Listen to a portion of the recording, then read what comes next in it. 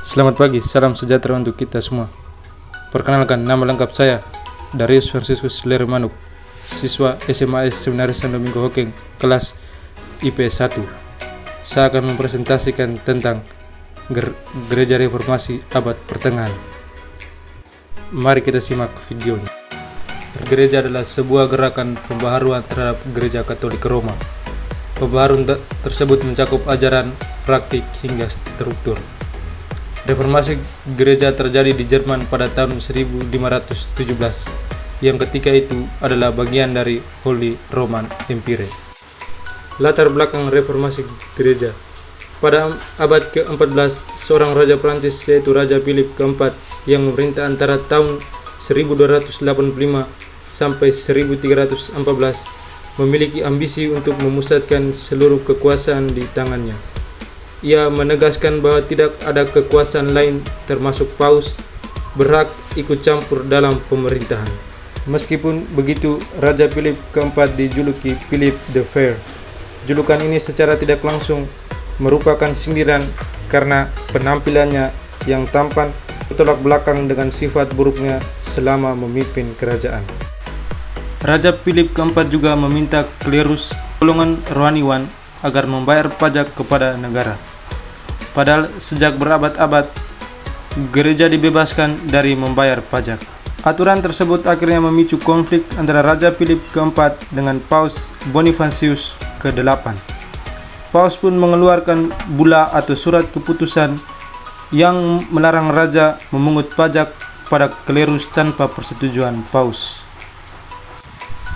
Raja Philip keempat kemudian membalasnya dengan melarang gereja dan negara mengirim derma atau pemberian berupa uang atau barang kepada yang membutuhkan apapun ke Roma, tempat Paus berkuasa. Hal tersebut berakibat pada krisis keuangan yang melanda Roma. Saat terjadi krisis keuangan, Paus Bonifacius ke-8 mengumumkan tahun 1300 sebagai tahun jubile, atau tahun khusus untuk pengampunan dan penghapusan dosa yang disebut indulgensi. Setiap surat pengampunan dosa yang akan digunakan harus dibayar dengan derma. Sejak saat inilah praktik jual beli surat pengampunan dosa terjadi. Akibatnya, Roma terbebas dari krisis ekonomi dan hasil penjualan surat pengampunan dosa dipergunakan untuk membiayai perang salib, membangun gedung-gedung gereja yang megah, dan lain sebagainya. Faktor munculnya reformasi. Yang pertama, gereja dianggap melakukan penyimpangan. Jual beli surat pengampunan dosa inilah yang dianggap tidak sesuai dengan ajaran gereja. Transaksi terkait pengampunan dosa kemudian ditentang oleh Martin Luther, seorang pastor dari Jerman yang menjadi pelopor gerakan reformasi gereja. Sebenarnya secara garis besar, Luther tidak menolak prinsip pengajaran tentang indulgensi, tapi ia menentang penerapannya karena adanya transaksi untuk mendapatkan surat pengampunan dosa tersebut. Yang kedua, tumbuhnya peran negara. Selama abad pertengahan, pemerintah dalam suatu negara dibayang-bayangi oleh kekuasaan gereja.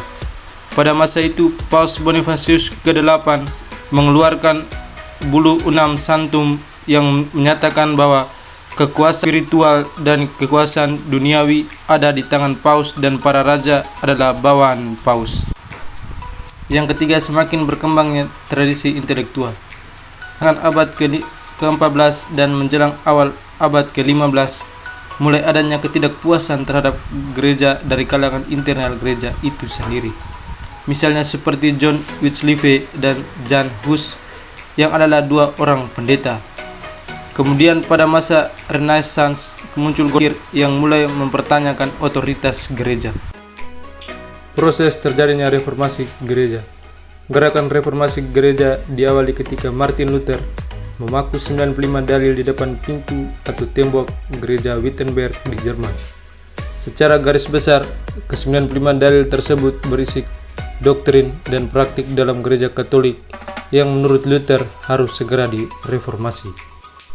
Di dalam 95 dalil terdapat penyimpangan yang terjadi di lingkungan gereja, termasuk para pejabatnya mulai dari imam, uskup, kardinal, sampai paus.